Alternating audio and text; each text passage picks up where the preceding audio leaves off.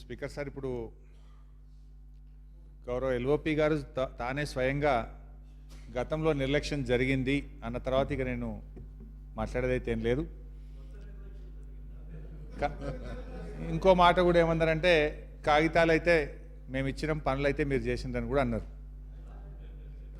అదే మీరు ఏమన్నారంటే, నాగార్జున సాగర్ ఆధునీకరణ పనులు కానీ లిఫ్ట్ల విషయంలో కానీ మేము శాంక్షన్లు ఇచ్చినాం, మీరు పని చేసిండ్రు అన్నారు.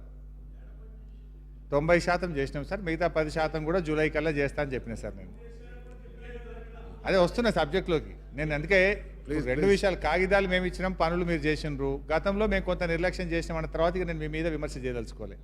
మీరు వాస్తవం మాట్లాడినప్పుడు నేను మళ్ళీ అందులోకి పోదలుచుకోలేదు. అయితే గౌరవనీయులు వారికి ఉండే అపారమైనటువంటి అనుభవం, సీనియారిటీ, ఆ జిల్లా మీద వారికి ఉండే అవగాహనతో 2-3 అంశాలు వారు చెప్పినారు.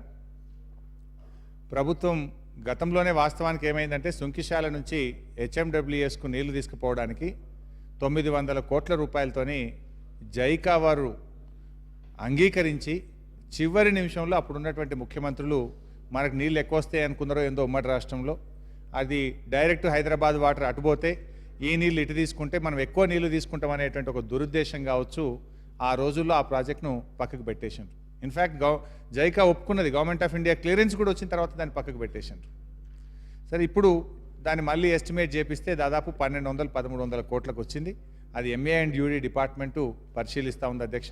ప్రభుత్వం దాన్ని, ఆ అంశాన్ని గుర్తించి నల్గొండ జిల్లా ప్రజలకు మేలు చేసేటువంటి విషయంలో ఆ విషయాన్ని తొందరగా సార్ట్అవుట్ చేయడానికి ప్రభుత్వం ఆలోచిస్తుందని చెప్పి తెలియజేస్తుంది అధ్యక్ష. రెండో విషయం కూడా అధ్యక్ష, టన్నల్ విషయంలో కూడా గౌరవనీయులు చెప్పినారు.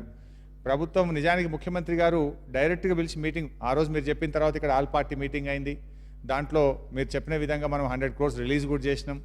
తర్వాత వారిని పిలిచి కూడా మాట్లాడండి ముఖ్యమంత్రి గారు, ఇంకా వేగంగా చేస్తాం, మీకు ఎన్ని డబ్బులైనా ఇస్తాం, ఇంకేమైనా చేయడానికి మార్గం ఉందా అని మాట్లాడితే, ఎంత వేగంగా చేసినా 1 నెలకు 1/2 కిలోమీటర్ కంటే ఎక్కువ చేయలేము, దాని డిజైనే అట్లా ఉంది, దాంట్లో పెట్టిన టీబీమే అట్లా ఉంది, ఇంకా ఎక్కువ ప్రెజర్ చేస్తే 0.6 kilometre, this is the last అని చెప్పాను.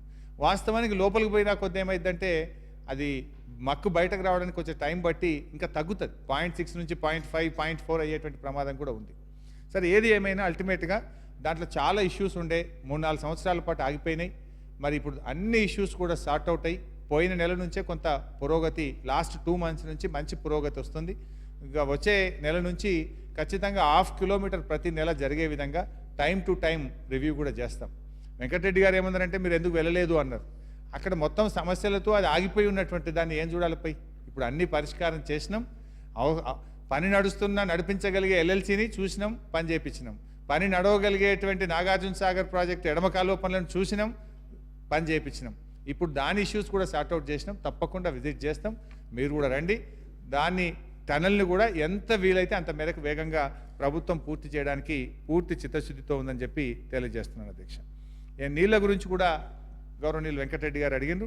మన నల్గొండ జిల్లా మంచినీళ్ళ కోసం కూడా 4.5 TMCలు కృష్ణా బోర్డు నుంచి అలకేట్ చేసుకొని ఉన్నాం. అవసరాన్ని బట్టి ఎప్పుడంటే అప్పుడు రిలీజ్ చేయడానికి ప్రభుత్వం సిద్ధంగా ఉంది. తొందరలోనే ఈ మన జిల్లా అవసరాలను, తాగునీటి అవసరాలను దృష్టిలో పెట్టుకొని ఈ 4.5 TMCలు విడుదల చేయడం జరుగుతుంది అధ్యక్ష. ఇకపోతే అధ్యక్ష, గౌరవనీయులు పెద్దలు జానారెడ్డి గారు ఆ సిస్టర్న్ గురించి, పంపుల గురించి చెప్పినారు.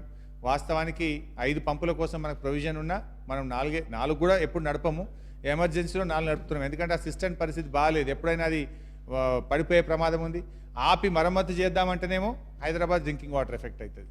ఆల్టర్నేటివ్ ఇటు గండిపేట, అటు హిమాయత్ సాగరు, అటు సింగూరు 3 ఎండిపోయినాయి. ఇంకా అది తప్ప ఇంకో మార్గం లేదు. దాన్ని మరమ్మతు చేద్దాము, ఆపుదాము, 5వ పంపు కూడా నడిపితే కొంత నల్గొండ జిల్లాకు ఎక్కువ నీళ్లు తీసుకోవచ్చు అనేటువంటి ఆలోచన ప్రభుత్వం చేస్తూ వస్తుంది. మీరు అన్నటువంటి సుంకిశాల నుంచి వాళ్ళు డైరెక్ట్ మార్చుకోగలిగితే మనకు కొంత టైం దొరికి దాన్ని స్ట్రెంథన్ చేసుకోగలుగుతాం. మొత్తం నీళ్ళని కూడా నల్గొండ జిల్లాకు వాడుకునేటువంటి అవకాశం ఉంటుంది. అది ప్రభుత్వ పరిశీలనలో ఉందని తెలియజేస్తున్న అధ్యక్ష.